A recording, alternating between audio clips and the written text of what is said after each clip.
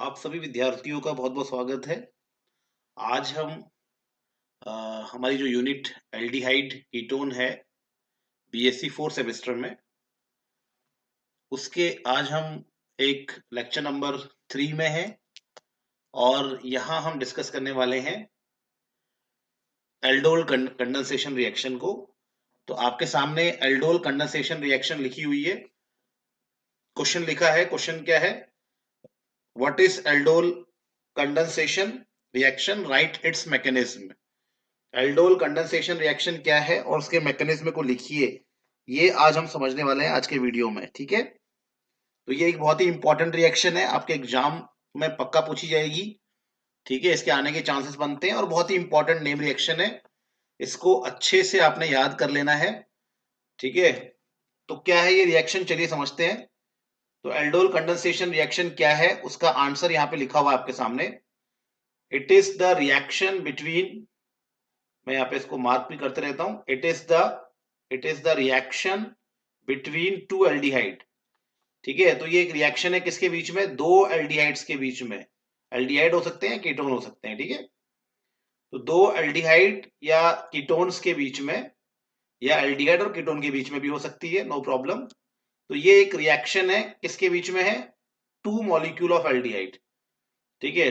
दो एल्डिहाइड के मॉलिक्यूल के बीच में है, जिनमें कम से कम क्या होना चाहिए? एक अल्फा हाइड्रोजन होना बहुत जरूरी है, ठीक है। क्या चाहिए इसमें? कंडीशन क्या है? एल्डिहाइड या कीटोन हो, ठीक है। एल्डिहाइड हो या क्या हो? कीटोन हो। और उसमें क्या होना चाहिए? एक हमारे पास एटलीस्ट कम से कम एक अल्फा हाइड्रोजन होना चाहिए, ठीक है। तो ये रिएक्शन हमें क्या देती है? इस रिएक्शन में हमें क्या मिलता है? ओके, तो यहां पे हमें it is a reaction between two aldehyde molecule having at least one alpha hydrogen. यहाँ पे एक पॉइंट और लिख लेना आप, यहाँ पे छूट रहा है इस आंसर में, यहाँ पे इस जगह पे थोड़ा सा आप ऊपर लिखेंगे, in presence of, in presence of, in presence of base, in presence of base, ठीक है। डाइल्यूट बेस चाहिए हमें, ठीक है। तो इन प्रेजेंस ऑफ बेस, तो ये बेस होना चाहिए, इसको भी जरा नोट कर लेंगे। तो क्या क्या क्या चाहिए हमें? हमें चाहिए एक तो हमारे पास एल्डिहाइड कीटोन होना चाहिए, ठीक है। उसके बाद उसमें क्या होना चाहिए? अल्फा हाइड्रोजन होना चाहिए, ठीक है। और किसकी प्रेजेंस होनी चाहिए? बेस की प्रेजेंस होनी चाहिए, बेस की उपस्थिति, ठीक है। ये रिएक्शन होगी। तो हम एक बार इसको नोट डाउन करते हैं, क्या क्या चाहिए भैया, हम नोट कर लेते हैं, समझ लेते हैं।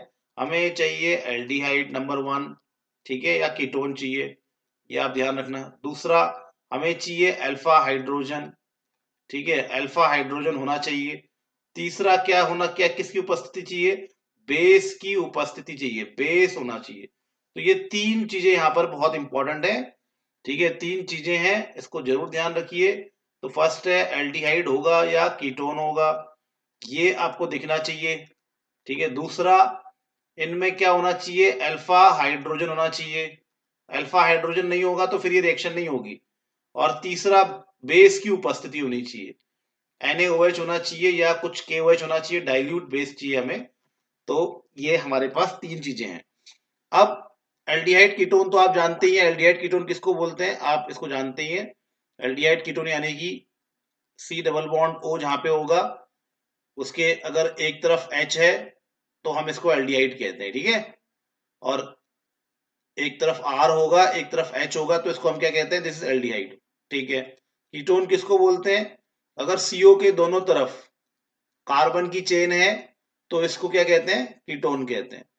तो ये हमारे पास है एल्डिहाइड और कीटोन के, हमारे पास कैसे पहचानेंगे? CO के एक तरफ H होगा तो एल्डिहाइड, अगर CO के दोनों तरफ कार्बन की चेन होगी तो क्या हो जाएगा? कीटोन हो जाएगा, ठीक है। अब ये अल्फा हाइड्रोजन किसको कहते हैं? अल्फा हाइड्रोजन किसको कहते हैं? CO जो होता है एल्डिहाइड या कीटोन का CO, ये जो एल्डिहाइड कीटोन का CO है ना, इसके साथ एल्डिहाइड या कीटोन का, एल्डिहाइड या कीटोन का जो CO है, इसको कार्बोनाइल ग्रुप कहते हैं। इसके साथ जो कार्बन जुड़ा रहता है, उस कार्बन को हम अल्फा कार्बन कहते हैं, ठीक है। और उस अल्फा कार्बन के साथ जो हाइड्रोजन जुड़ा हुआ है, उसको अल्फा हाइड्रोजन कहते हैं। तो क्या समझे? ये समझे आप कि ये जो CO होगा एल्डिहाइड कीटोन का, ये CO के साथ जो कार्बन है वो क्या है, अल्फा कार्बन है। इसके साथ जो हाइड्रोजन है उसको कहते हैं अल्फा हाइड्रोजन। ठीक है, चलिए तो एक बार मुझे बताइए कि इस वाले मॉलिक्यूल में एक एक मॉलिक्यूल दे रहा हूं आपको, थोड़ा तो ध्यान रखना। एक मॉलिक्यूल है हमारे पास CH3 C double bond OH। ठीक है, इसमें कितने अल्फा हाइड्रोजन है बताइए जरा सोच के। दोबारा लिखते हैं, हमारे पास है CH3C डबल बॉन्ड OH। इसमें कितने आपके पास अल्फा हाइड्रोजन है उसको बताइए। तो कैसे आप इसका आंसर देंगे, आप बोलेंगे ये CO हो गया, इसके साथ ये अल्फा कार्बन हो गया, अल्फा कार्बन के साथ जो हाइड्रोजन जुड़े हैं, ये 3 हाइड्रोजन जुड़े हैं ना, तो ये 3 यहाँ पे कितने क्या हो गए, अल्फा हाइड्रोजन हो गए। ठीक है, इसमें तो अल्फा हाइड्रोजन है। क्या बोलते हैं इसको, इसको बोलते हैं हम इथेनॉल या एसिड एल्डिहाइड बोलते हैं इस मॉलिक्यूल को। ठीक है, तो ये तो हमारे पास अल्फा हाइड्रोजन हो गया। चलो एक और एग्जांपल उठा लेते हैं, अल्फा हाइड्रोजन को और समझ लेते हैं। जैसे हमारे पास एक कीटोन है, CO के दोनों तरफ, यहाँ पे हमारे पास CO के दोनों तरफ ये कार्बन, ये हमारा CO है, इसके इस तरफ एक ये कार्बन है और एक ये कार्बन है। तो CO के दोनों तरफ, CO के साथ जो भी कार्बन जुड़ेगा डायरेक्टली उसको अल्फा कार्बन कहेंगे, और अल्फा कार्बन के साथ जो हाइड्रोजन है उसको अल्फा हाइड्रोजन। तो कितने अल्फा हाइड्रोजन है इसमें, 3 अल्फा हाइड्रोजन है इसमें। ठीक है, 3 इधर है और 3 इस तरफ है। तो इस मॉलिक्यूल में टोटल कितने अल्फा हाइड्रोजन हो गए, 6 अल्फा हाइड्रोजन इस मॉलिक्यूल में हो गए हैं। ठीक है, तो ये चीज हमने देख ली। तो अल्फा हाइड्रोजन भी हम समझ गए, इसको एसीटोन बोलते हैं बेटा, इस वाले मॉलिक्यूल को CH3COCH3 को हम एसीटोन बोलते हैं। ठीक है, तो ये बात आपको समझ में आ गई होगी। तो अब ये कह रहा है कि यहाँ पे 2 एल्डिहाइड के मॉलिक्यूल चाहिए। चलो हम 2 एल्डिहाइड के मॉलिक्यूल उठाते हैं। एक है हमारे पास CH3CHO।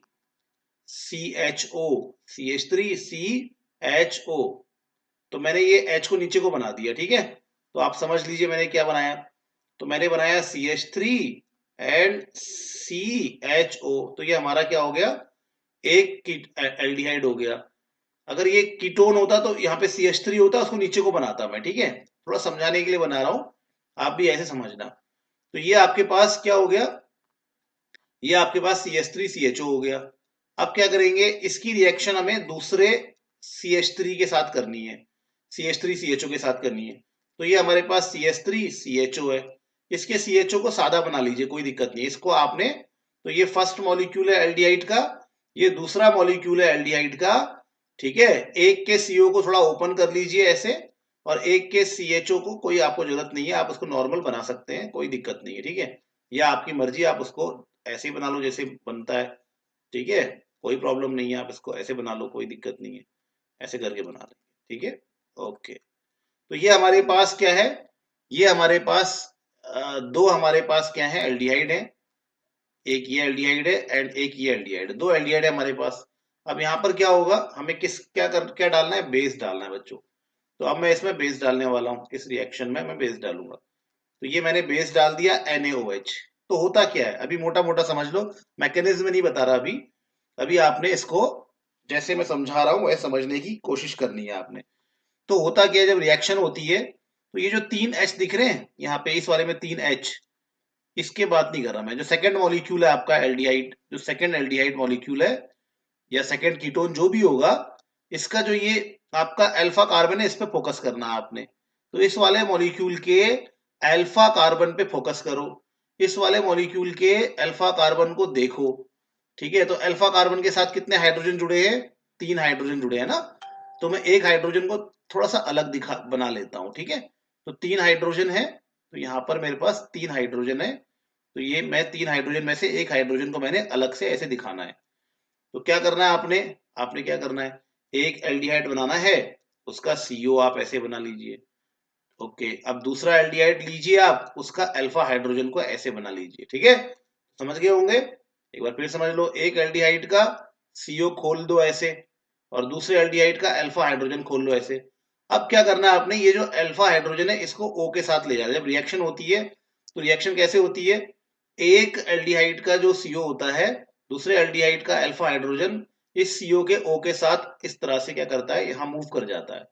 ठीक है, और ये पाई बॉन्ड यहाँ दोनों के बीच में आ जाता है, इसके बीच में और इस कार्बन के बीच में। देखो किसके बीच में आ रहा है, इस सीओ के सी के बीच में, किसके बीच में, सीओ का जो सी है उसको लेना है और अल्फा कार्बन को लेना है, इसके बीच में ये बॉन्ड आ जाता है, तो ये H यहां शिफ्ट हो गया और ये पाई बॉन्ड यहां आ गया ऐसे, ठीक है।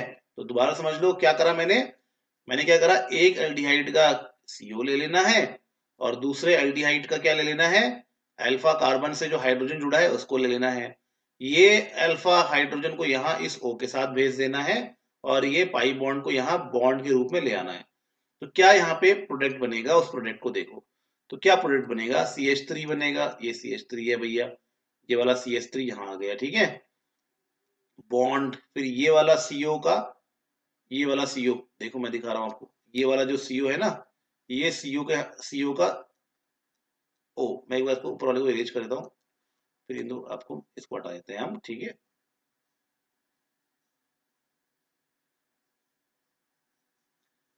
ओके, ठीक है, तो मैंने क्या बताया आपको, ठीक है, एक बार उसको ब्लैक पेन ले लेते हैं, ठीक है। तो यहाँ पर ये वाला CH3 यहाँ पे आ गया मेरा, ठीक है, ये वाला बॉन्ड आ गया यहाँ पे, फिर यहाँ पे C है, ये जो आपका ये जो पाई बॉन्ड तो यार यहाँ खिसक गया, ये H यहाँ चला गया, तो भाई वैसे ही बना लो, इस O के साथ आ जाएगा, इस O के साथ H आ जाएगा, और ये वाला हाइड्रोजन आपका इस कार्बन के साथ तो है ये है, तो इसको मैं चिपका के बना लेता हूँ, कोई दिक्कत नहीं है अब।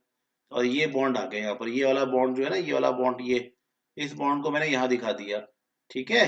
और फिर CH2 हो गया, ये CH2 हो गया, और फिर ये single bond C double bond O H, वो अपनी जगह पे रहेगा, उसके साथ कुछ नहीं छेड़ना आपने। तो ये कंपाउंड यहाँ पे बन जाएगा। अब इसका जरा हम नाम देते हैं कि क्या है ये कंपाउंड।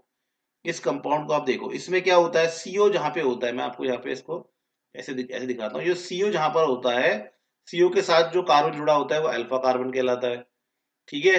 अल्फा कार्बन है, ये अल्फा कार्बन है, अल्फा कार्बन के साथ जो कार्बन जुड़ता है उसको बीटा कार्बन कहते हैं, इसको क्या कहते हैं, बीटा कार्बन। तो यहाँ पर क्या है, यहाँ पर आपका CO के साथ जो कार्बन जुड़ा है वो अल्फा कार्बन, उसके साथ जो कार्बन जुड़ा है बीटा कार्बन, बीटा में हाइड्रोक्सी है, तो क्या कंपाउंड बनेगा, बीटा हाइड्रोक्सी, बीटा हाइड्रोक्सी। और कार्बोनाइल, इसको कार्बोनाइल कहते हैं, तो बीटा हाइड्रोक्सी कार्बोनाइल कंपाउंड बोलते हैं इसको, बीटा हाइड्रोक्सी कार्बोनाइल कंपाउंड। और यहाँ पर ये बना है बीटा हाइड्रोक्सी एल्डिहाइड, क्या बना है, बीटा हाइड्रोक्सी एल्डिहाइड बना है ना। तो या तो बीटा हाइड्रोक्सी एल्डिहाइड बन जाता है या बीटा हाइड्रोक्सी कीटोन बन जाता है इस रिएक्शन में। तो ये डेफिनेशन है इसकी। तो एक बार दोबारा देख लो क्या है, दो आपके क्या होंगे, दो एल्डिहाइड या दो कीटोन मॉलिक्यूल होंगे, उनमें कम से कम क्या होना चाहिए, एक अल्फा हाइड्रोजन होना चाहिए, किसकी उपस्थिति होनी चाहिए, बेस की उपस्थिति होनी चाहिए। तो वो क्या बना के देते हैं हमको, क्या बनता है, अल्फा हाइड्रोक्सी कीटोन या एल्डिहाइड बन जाता है, ठीक है। अल्फा हाइड्रोक्सी किसको बोलते हैं, CO के साथ जो कार्बन है वो अल्फा कार्बन, अल्फा कार्बन के साथ जो कार्बन है वो बीटा कार्बन, बीटा कार्बन के साथ OH है इसलिए बीटा हाइड्रोक्सी, ठीक है। और ये एल्डिहाइड है तो इसको एल्डिहाइड बोलते हैं, क्योंकि इसमें इसमें आपके इसमें आपके एल्डिहाइड है तो इसको हम बोलते हैं, एल्डिहाइड है ना इसमें, ये एल्डिहाइड ग्रुप है, ऊपर लिखो जरा, ऊपर लिखता है यहाँ पे, क्योंकि इसमें इस वाले मॉलिक्यूल में जो प्रोडक्ट बना है, इस प्रोडक्ट में क्या है, एल्डिहाइड है, इसको एल्ड बोलते हैं, एल्ड। और आपका OH है तो ऑल बोलते हैं इसको, ठीक है। तो ये एल्ड, OH है तो ऑल, तो उसको क्या बोलेंगे, एल्डोल। तो इसका नाम हो जाता है एल्डोल, ये जो बनता है इसको एल्डोल बोलते हैं।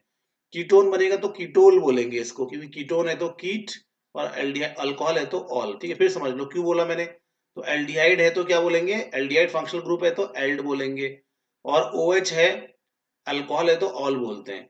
तो इस बीटा हाइड्रोक्सी एल्डिहाइड को हम शॉर्ट में क्या बोलते हैं, एल्डोल बोलते हैं। तो यहाँ पे एल्डोल बन रहा है, तो दो एल्डिहाइड के मॉलिक्यूल जिसमें कम से कम एक के पास क्या है, अल्फा हाइड्रोजन है, किसकी उपस्थिति में, NaOH की उपस्थिति में, क्या बना रहा है, अल्फा हाइड्रोक्सी एल्डिहाइड बना रहा है या एल्डोल बना रहा है। इसी रिएक्शन को हम कहते हैं एल्डोल कंडेंसेशन, इसी को क्या कहते हैं, एल्डोल कंडेंसेशन कहते हैं, ठीक है। तो ये आपकी जो रिएक्शन है, इस रिएक्शन को मैंने यहाँ समझा दिया है। अगली वीडियो में हम इसके मैकेनिज्म को समझेंगे। ओके, बाय बाय बच्चों, टेक केयर।